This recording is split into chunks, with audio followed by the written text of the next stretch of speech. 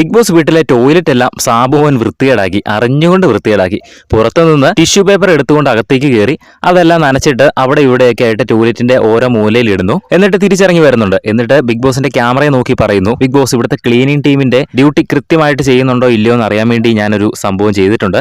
ഞാൻ ഇതുപോലെ tissue paper അകത്തേക്ക് കൊണ്ടുപോയിട്ട് അത് നനച്ചിട്ട് ഓരോ മൂലയ്ക്ക് ഇട്ടിട്ടുണ്ട്. അപ്പോൾ അവരത് കൃത്യമായിട്ട് ക്ലീൻ ചെയ്യുന്നുണ്ടോ ഇല്ലയോ എന്ന് അറിയാൻ വേണ്ടിയിട്ടാണ്. അത് വൃത്തികേടാക്കിയ ടിഷ്യൂ അല്ല, ഞാൻ ക്ലീൻ ആയിട്ടുള്ള ടിഷ്യൂ ആണ്, പക്ഷെ അത് ഞാൻ വൃത്തികേടായ രീതിയിൽ ഇട്ടിരിക്കുകയാണ്. അപ്പോൾ അവർ ക്ലീൻ ചെയ്യുന്നുണ്ടോ ഇല്ലയോ എന്ന് നോക്കാൻ വേണ്ടിയാണ് എന്ന് പറയുന്നു. പുതിയ പദ്ധതികൾ ആവിഷ്കരിക്കുന്നതിന്റെ ഭാഗമായിട്ടാണ് ഞാൻ അത് ഇട്ടിരിക്കുന്നത് എന്ന് പറയുന്നു. കാര്യം കൺഫെഷൻ റൂമിലേക്ക് സാബുമോനെ വിളിച്ചിട്ട് പുതിയ പദ്ധതികൾ ആവിഷ്കരിക്കുക, പുതിയ അവരുടെ ഗെയിം തന്നെ ഒന്ന് ചേഞ്ച് ചെയ്യുക എന്ന് ബിഗ് ബോസ് പറഞ്ഞിരുന്നു. അതിന്റെ ഭാഗമായിട്ടാണ് സാബുമോൻ ഇങ്ങനെ ചെയ്തിരിക്കുന്നത്. എന്തായാലും ടോയ്ലറ്റ് നൈസായിട്ട് വൃത്തികേടാക്കിയിട്ടുണ്ട്. അതുപോലെ തന്നെ അവിടെയുള്ള എല്ലാ ടീമിനും പണി കൊടുക്കുന്നുണ്ട്.